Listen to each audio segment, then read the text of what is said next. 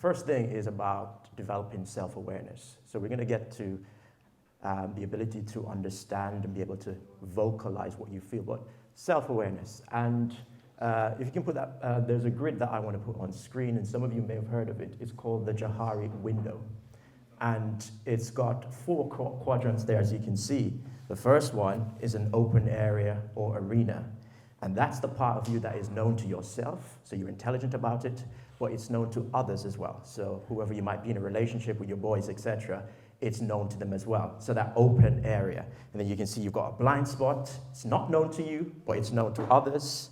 You've got a hidden area or your facade area, which is not known to others, but it's known to you. And then you've got that final quadrant, which is not known to anybody, not even yourself. So briefly, let me start with that open area or the arena. And I want to use just a trivial example to actually make the point or bring the point home. And this is an example. I'm going to use you in this. What do I know about A? I'm going to use a very simple thing. He does not like to drink coffee. He likes hot chocolate. I can't stand hot chocolate. I just don't like the taste of it. I don't like anything about it.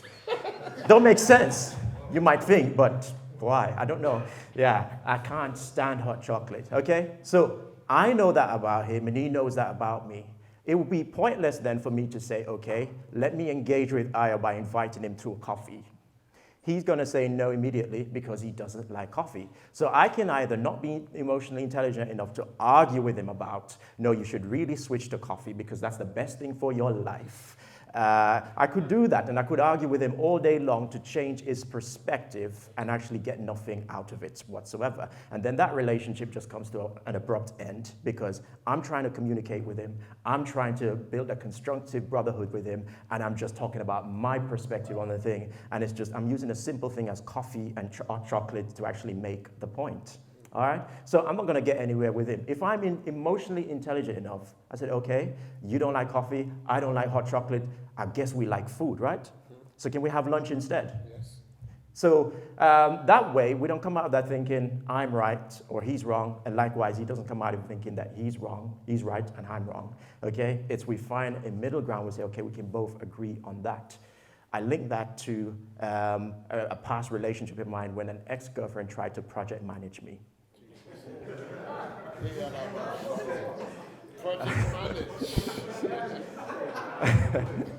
Oh gosh, I hope she never hears this. Anyways, what was her job? I'm not even going to say anything like that, okay? Because some of you here know me, and you probably know who I'm talking about. But anyways, she tried to project manage me because everything she learned about me was not something that she could celebrate, but she had this idea in her head as to the person that I had to be. And not only that, I'll tell you what was the worst part of it, is when you get to that place where you open up and you share something that was personal to you, and then that is used as a weapon against you. So it's weaponized and used back at you. All right?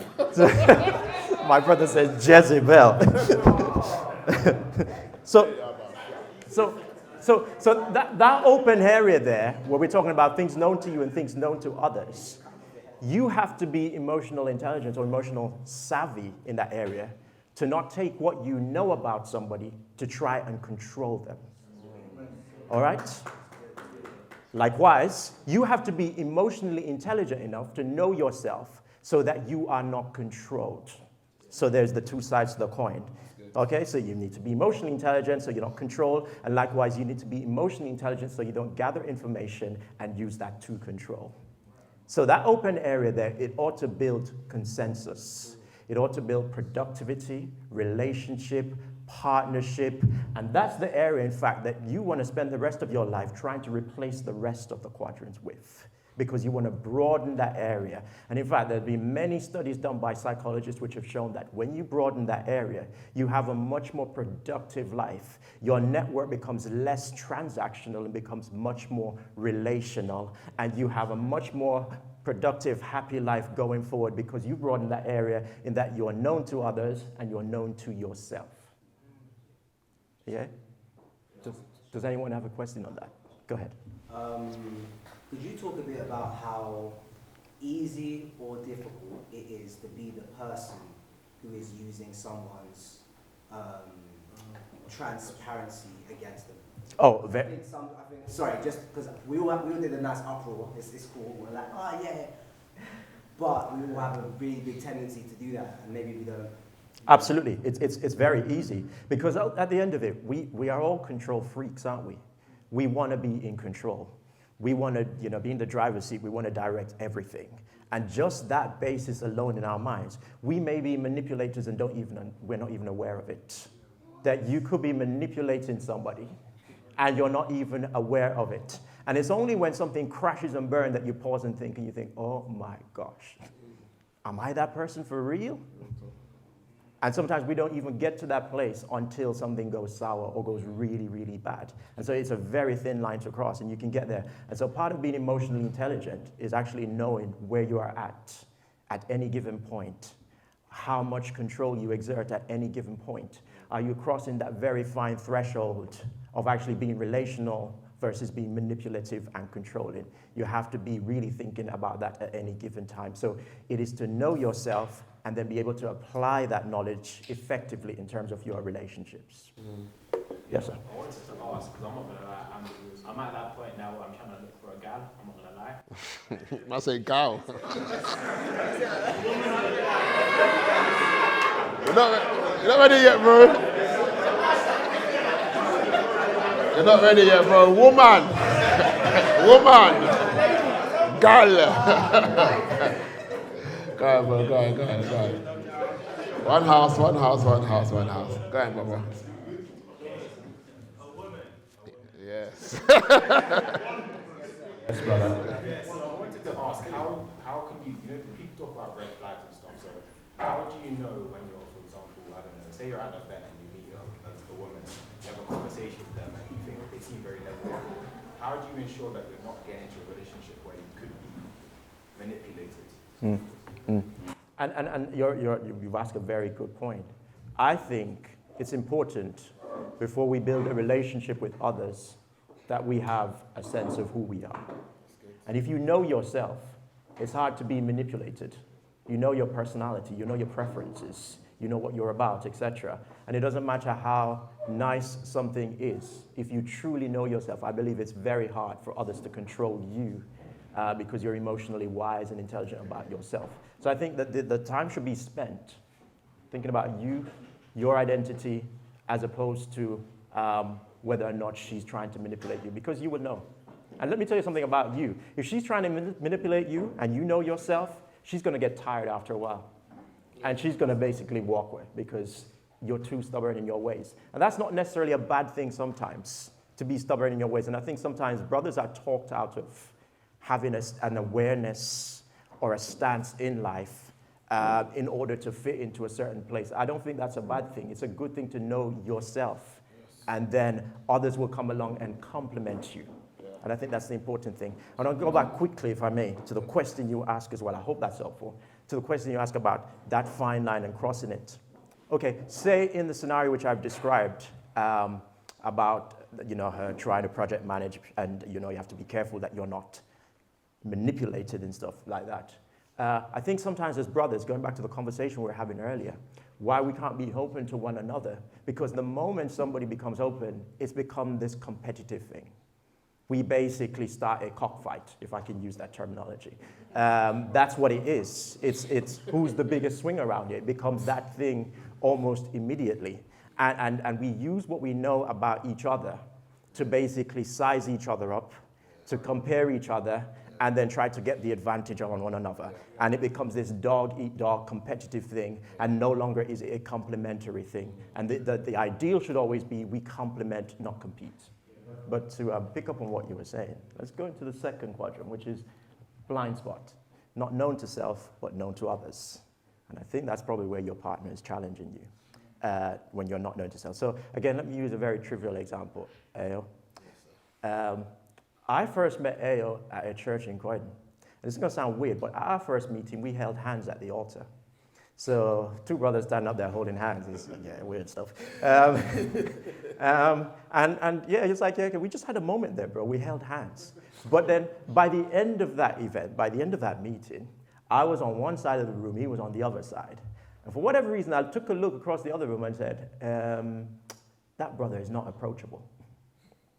And he's probably going to kill me now for saying this. That brother is not approachable. I don't think I'll get on with this guy. Like, I don't possibly see how I could actually even like anything about it. He just has that thing about him, that aura. And then it's just like, it is what it is, keep stepping, moving on, probably never going to see you or hear from you again. So it was. A few days later, I was minding my business, a mutual friend messaged me and said, is it okay to give Ayo your number? It would be cool if you guys have a conversation. And in that moment, I had to really pause and think, how do I really feel about this? Given everything I've just said to you, how do I really feel about this? Now, the reason why that relates to the blind spot is because that's how I'm seeing you, but you may not be seeing yourself like that. And so when I got that message from our mutual friend saying, you know, you guys should talk, and I started thinking, how do I really feel about this? It brought back to my memory some feedback that somebody gave me one time to say, Gary, you're this most unapproachable individual. I've seen you in a few places, and I would never come over to you and speak to you. Just give off that aura, you're just that guy, and I'm not going to talk to you. And in my mind, I'm thinking, I'm the friendliest guy on the planet. Yeah? And it's interesting how you see yourself internally, but part of being emotionally intelligent is about nonverbal cues. Right. Things you give off that are observed. It's not necessarily said, it's not audible, but it speaks volumes. It screams loud. And I was thinking about it, and I thought, why would that person feedback to me that I am unapproachable? And I started, okay, let me just be vulnerable here. It may not come across it, I'm the shyest guy on the planet. I said cup.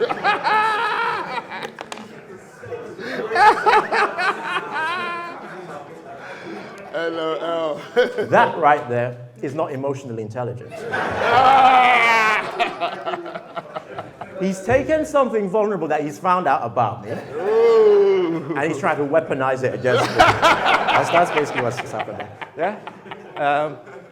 I'm an introverted person. So if I'm in a space where there's lots of people, I might be engaging in that space, but simultaneously in my mind, I'm plotting or planning my escape route. And when I'm plotting my escape route, I may be giving off certain body language, facial expressions, that is just kind of like, okay, that guy is not approachable. So he's like basically saying, stay away from me right now. And when that came back to my mind, I had to be emotionally intelligent enough to say, you know what? That's saying something about a blind spot of mine that I need to actually think about. So there are two sides to this area. One, it says, and I did talk to Ayo afterwards, and I realized he's a really cool guy. Give it up for Ayo, everyone. It says, okay, you must be challenged to check your assumptions of what you think is right and actually be nimble enough that if they're wrong, just accept it.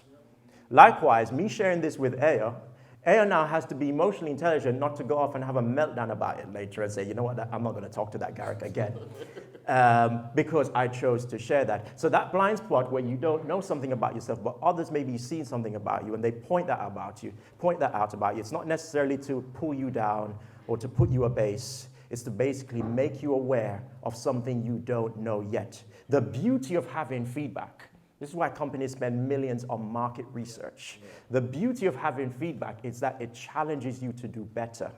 And it actually sharpens you to actually get further on. And I think that's what you find in your relationship when it's wise, because you're not going to see everything about yourself. You're not going to see the nonverbal cues.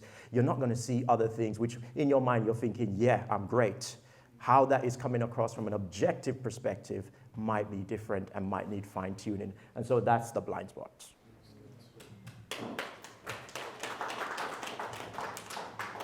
How does one draw the line? Because you use the example, where you said, you know, I has to be emotionally intelligent enough not to take how you felt about him to heart. Yep. In any other circumstance, how can you discern whether this feedback is actually to tear you down or is actually fruitful and beneficial for you? No, you're absolutely right on that. And I wouldn't have said this to Ayo if we didn't have that good conversation and a good relationship now. So, and that's wisdom right there. Because sometimes we can jump straight in to giving feedback or viewpoints when you don't even have the basics of connection, that tight connection with the person such that they know you, they know your heart, and they know where that feedback is coming from. And I think it's important to build relationships before we start feeding back. Because if we don't build relationship before feeding back, what we're doing is judging or condemning. Okay? So that's the important distinction there. There has to be a timeline process. And part of being emotionally intelligent in managing when you open your big mouth and say something is managing that time course or that time period and say something. Lloyd is there, is my older brother. I look up to him. Yeah? I've had an established and prolonged relationship with Lloyd. Lloyd was there when my mom passed recently, was very unwell and came and helped mommy and called her mommy and lifted her and everything like that. So I know I've got that relationship with Lloyd that if he comes to me and feedback to me something which I don't like, I'm not going to basically take it and have an emotional meltdown because I know Lloyd and he's coming from a good place. And we must also be open to being accountable. Accountability means that sometimes we're going to get feedback that's not necessarily nice, but we must receive it. But again, make sure the person you're receiving it from is in relationship or good relationship with you. Keep that in mind for your tweets as well, when you're doing your quote tweets.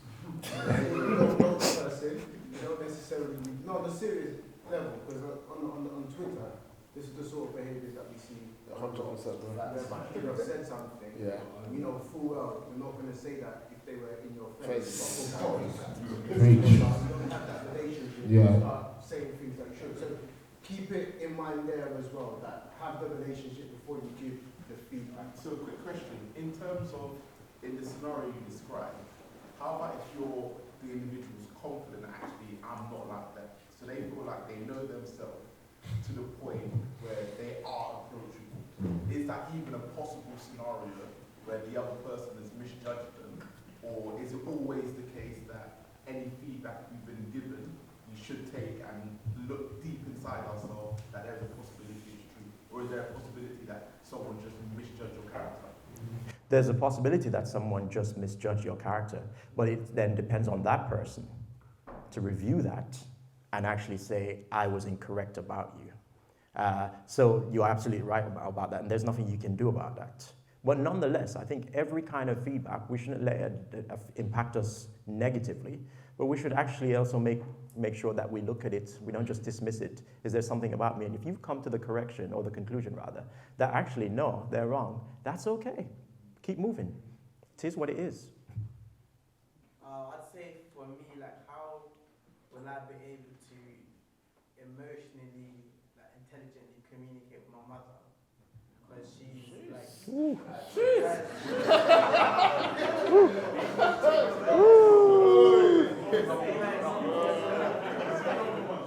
Kind of worms, virtually.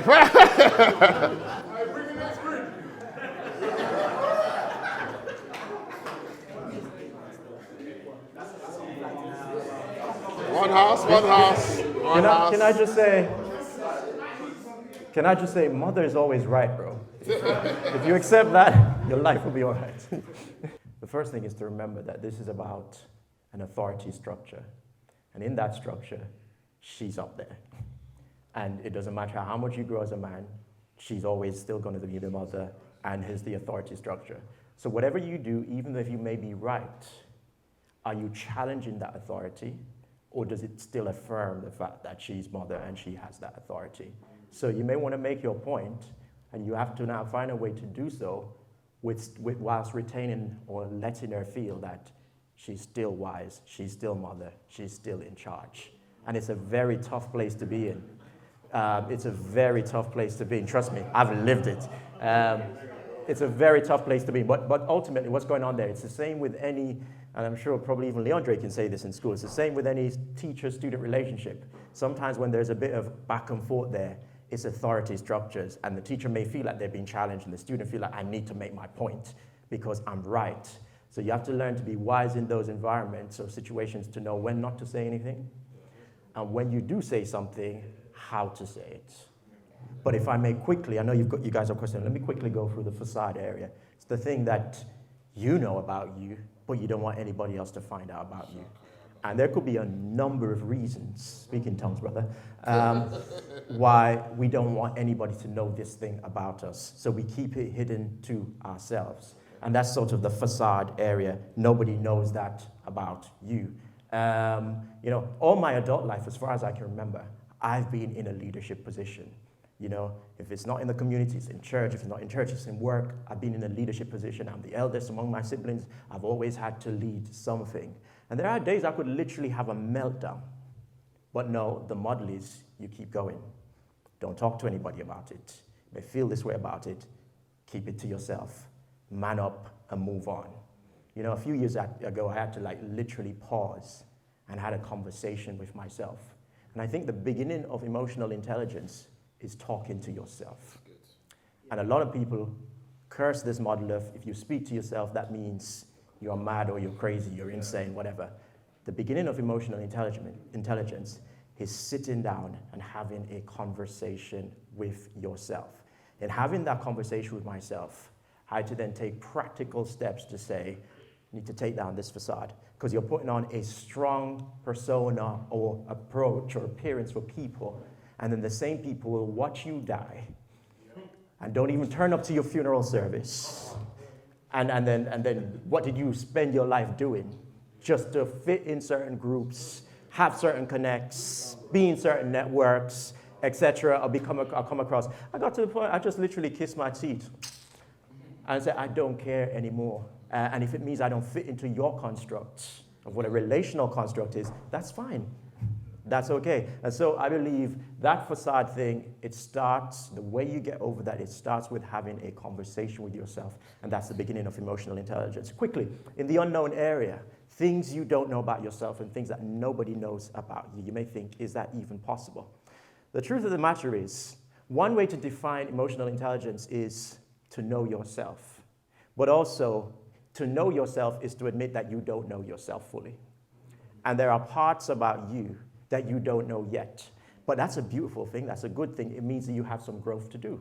It means you have some discovery to do. It means you've got some learning to do and a journey to go on. And I think that's what makes it a beautiful thing. There are aspects about you. You may sense it about yourself. You may not be able to articulate it per se. But you sense that there is this greater thing in you and that you need to work to discover it. That's why you don't fit into certain cliques, join certain trends, etc., because there's something about you which is different, not quite on it yet, but you think you'll get there one day.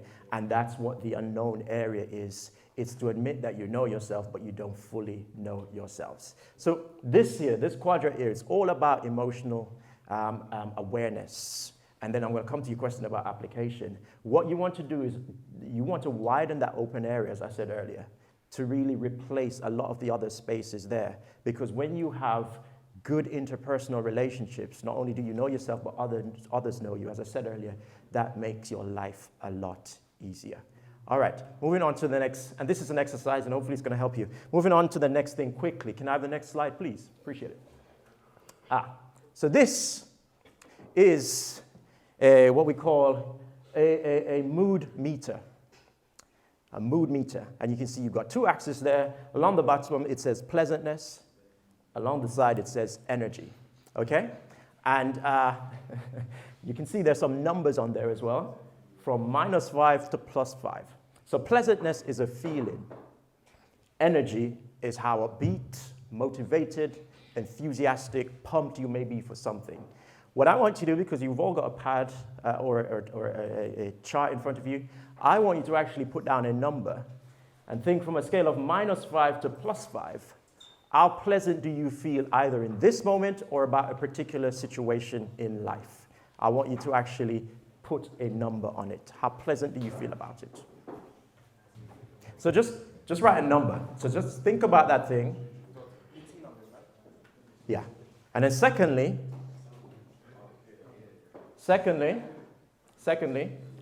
on the same scale, -5 to +5, write, how energetic are you right now? Or about the thing that you thought about, whatever it may be. How energetic are you about it? Have we all done that? Yeah? So you should have two numbers. Is that okay? Guys, talk to me. You've got 2 numbers, yeah? Yes. Great. Oh, yeah. So this now is what we're going to do. We're going to look at the relationship between energy and feeling. And this will help you to talk about the question you asked earlier, brother, about how do you then go and apply based on the mood you're in, etc. This is about energy and mood or feeling, which we call pleasantness, okay? So you've all got a number, which is great. Can you run to the next slide for me, please?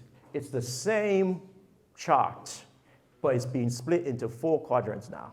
And this is going to help you, based on your feeling and your enthusiasm about a matter, it's going to help you to decide actually what that emotion is. So this is about articulating the mood you're in, and it'll be able to tell you whether or not you're in a place to actually do anything or what you're likely to do as a response to where you're feeling. So you've all had your numbers inputted, and you can see if you basically scored a low number on pleasantness, yeah, and a high number on energy, it means that you're angry or mad about something. Yeah, because you got a low feeling, but you're pumped. Yeah, and you're likely to fight in that moment. And it could be because you're scared, you're worried, you're fearful of something. But if you've got a low energy and low mood or low pleasantness, you're in that sad space. And that can lead to depression, or it could just be a case that you're tired, you're mentally tired, you're physically tired.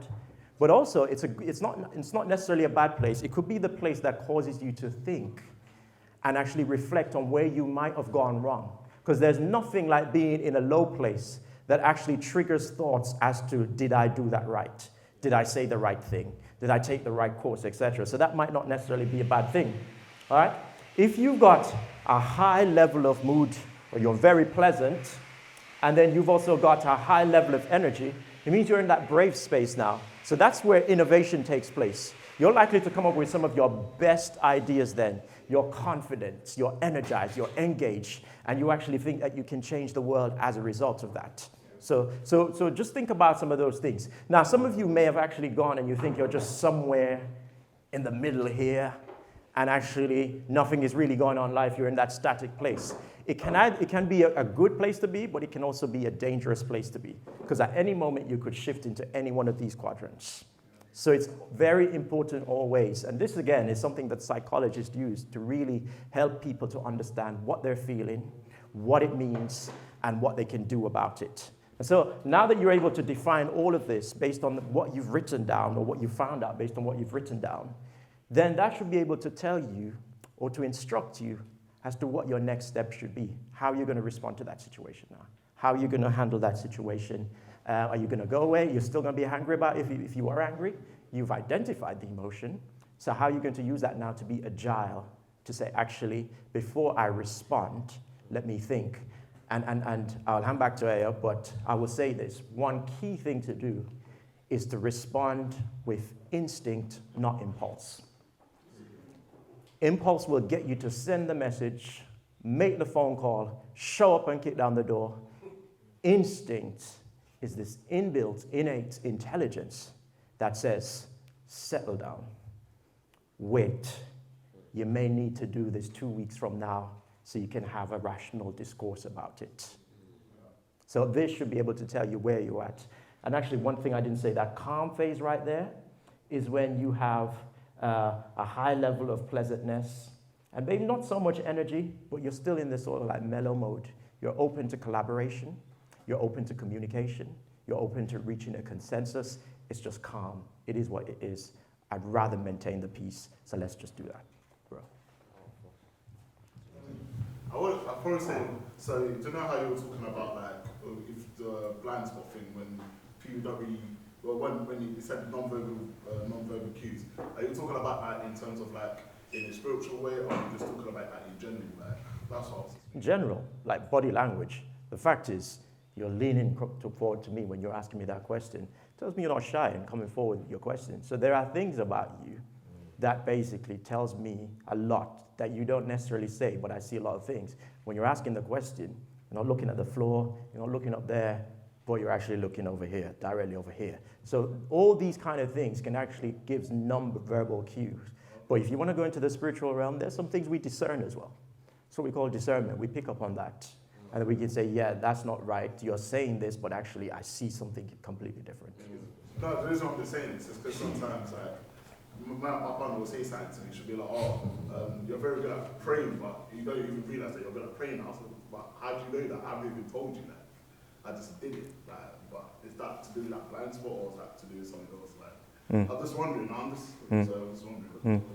It could be both. It could be a fact that that's known to you, but that's known to her as well.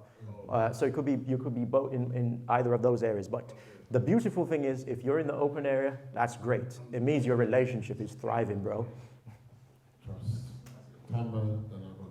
Sorry, I just want to repeat Abba's question, just echoing it more specifically. So the one thing that you talked about is the cognitive differences that people have when they're going through, like when you have ADHD or you have anyways, whatever. Part of that process again, so how do you specifically begin to deal with the changes that you need to make? Because I think that chart was nice and it was really good in regards to understanding our moods and our presence and our mindset, but specifically applying now, knowing that my wife says that every time I walk in the room, I knock on the door 3 times. Do you know what I mean? How do you deal with it? Yep. Because those are some of the things that people deal with. So in a relationship, how do you get those off? I think that's real, and thank you for asking that. So first thing I would say, and I think you've already said it, is it David? Which is about time and process.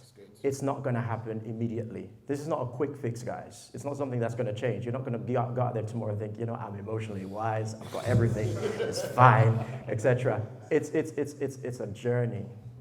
It's a journey, and it's a journey that will take, you may need to put things in place that reminds you. So let's use what you use, not to knock on the door 3 times. You may need to put things in place. It may be a little simple thing like put post-it note on the door. Say, do not knock this door. And then some days, the truth is, some days you won't. Other days, you will. The trick is never to go into a meltdown to say, oh, I failed today. But actually remember that the day before you won. Focus on your victories, so that when you have failures, you don't amplify your failures. Okay? And you may sometimes have to decide to take it slow and say, you know what, instead of trying to get to 3 knocks in one day, maybe today I would just knock it 1 extra time. So it's 2 knocks instead of 3. And when I feel I've mastered that 2 knock thing, then I can think about going up to the next level. Just a journey, it's a process, and actually learning to do that over time. It's no quick fix. Give yourself some grace. Have grace. I feel I respect the water, man. You are chiming in, and time's not our friend right now. Go on, brother. Yeah. So, this is just a question to be very, very real. For the last couple, kind of when we went on to this, and then also the next chapter about the community thing. Yep. Alicia, I'll be honest, like, you guys have a mind kind of, not shut down, but it's like, kind of shut down like ish, and it's like, I don't know, I don't know. Mm-hmm. And even on the next thing, when you ask them, like, what's your mood? I'll be honest with you, I couldn't think of anything else. And it's like, when you're in a situation, what is it? What could it be? And how do you deal with that? You just don't know. And that's okay. And that's why I said some of you may just be in that middle place where you're actually not even in any of those particular quadrants. You're just there. And it's okay to be there. And it's okay to hang out there until you know. And I think that sometimes the problem we have is we always want to know. So we're quick to jump in one of those brackets, or try to anyway. And it's okay to just hang out in that place until you actually figure out what's going on. And I think one thing as brothers that we're perhaps not able to do is a simple thing to do. And we were talking to Ade was over there, my brother, and one time he said something I just like, woo, that blew my mind. Simplest thing to do in life is to be still. And yet it's the hardest thing, simultaneously.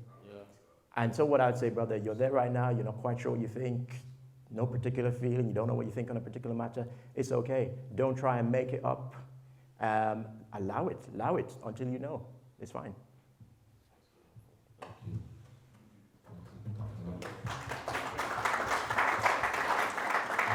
That's the area we're going to close, guys. A quick one, yeah. You mentioned when it comes to just being more self-aware, you said that you could start with having a conversation with yourself. What are some of the other practical things that you may have found, or what anyone might have found to kind of develop that knowledge of self more? What are some of the things that you carried out throughout the day that helped you with that on that journey? Yeah. So first thing I would say is acknowledge your mood. It's present. You feel that way for a reason. Don't try and pretend it doesn't exist. Acknowledge it, embrace it. Because if you don't embrace something, somehow down the line, it's going to blow up like a volcano. So it's always good to just feel what you feel in a moment, and that's calm. Just acknowledge it. That's the first thing I would say. Second thing I would say on that is know what triggers you. What is it about certain environments that actually always set you off in certain ways? What is it about when certain people speak to you? Is it the word they say? Is it the tone of their voice? What is it about a certain situation that actually just sets you off in the wrong way? So you need to have an awareness of what actually triggers you. I'd also say, listen more than you actually speak. Wow. Because sometimes we always want to get the word in or the final word. So listen more than you speak. So on top of having a conversation with yourself, I think these are some of the practical things we can do. Listen more than we speak. Know what your triggers are. Understand or acknowledge what you're feeling in a moment. And when you actually have these things and you're actually aware of them, over time, it helps you to develop a process which is actually unique to you. Somebody's thing can't work for you because your thing is so distinctively unique, which is unique to you to actually get you through what you need to get through. A question I wanted to ask you lastly is how do we, because I'm really trying to get something to take home, how do we help our wives or our partners, even if we're not married, our female counterparts, how do we help them be patient with us in our journey to becoming more emotionally? Yes. Look at you guys.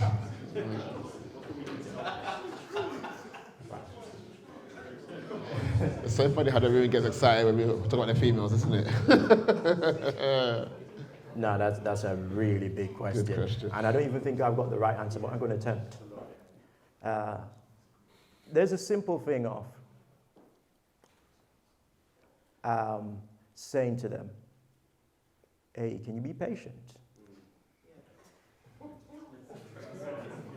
And I'm not even just saying that, I'm not saying, and it's sometimes you have to add some more thing to that. I'm not saying that in an arrogant way, but actually, I'm aware that there's some things about me that I need to work on, and I'm daily, desperately trying to do that. In the meantime, affirm me, support me, celebrate me, journey with me. Okay? And if we do this together, and you're intricately involved in that process, then you see, you sometimes can perhaps see successes that I've had that I may not even accredit to myself or account to myself. So I think it just starts with that conversation. I want to get better at doing this. I am not going to, it's not going to happen overnight. I know this, and that's just the real honest truth. Are you prepared to journey with me in this regard? And I think that open honesty, it may feel vulnerable, but sometimes that vulnerability is so important to break down that wall. 100%. We'll talk, guys. I think, round of applause. You know, just to echo that 100%. And if you do that, and she still does something to you, then you need to run for your life. I'm being very real. I have not met a woman that will reject an honesty of a man. I haven't, unless it's Jezebel, like you lot said. No, I'm being really real. Even in my journey with my wife, like, in fact, she said she was real with me. I feel closer to you when I know how you feel. So sometimes this whole thing that we're talking about in culture and about emotional unavailability now is that our partners, the context here now, just want to be closer. And then if there's a way where we don't know how to do that, this is why we're here. We're going to actively pursue and learn that journey with them. You guys feeling me here, yeah? So I want to echo that word: journey, adventure, process, time. Paul said, when I became a man. There's a time set, guys, and it's ongoing. We are becoming men. You guys feeling me, yeah? So everyone should leave here encouraged. Everyone should leave here with a point of a reference of how they can actually apply how to emotionally connect now. And I would advise you guys to do this with one another. The Bible says, husbands, love your wife as your own body. So sometimes, guys, this conversation we're having here, especially with the female counterpart, is only exposing where we're really at. Because biblically speaking now, as Sir said earlier on, if we're going to look at this from a biblical context now, guys, as husbands, we ought to be taking lead in this area. Yep. Let's just add the weight to the calling of what it means to be a husband now. So sometimes, let's not take too personal, and it can be personal. Trust me, I take my wife's comments personal. But if there's a frustration now from that end, from the women's perspective, we need to not just be looking at how she's saying it and what she's saying, but why?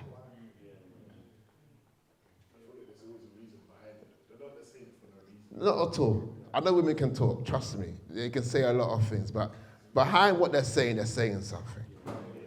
And it takes a man of humility. Humility. See, I think being emotionally available and intelligent is being humble. Even if I don't agree with you, bro, I'm going to hear you out. I'm going to go think about it. You guys feeling me, yeah? Cool. For that preaching, I'm going to stop right there. Can we give a round of applause to Dr. Garrick, please?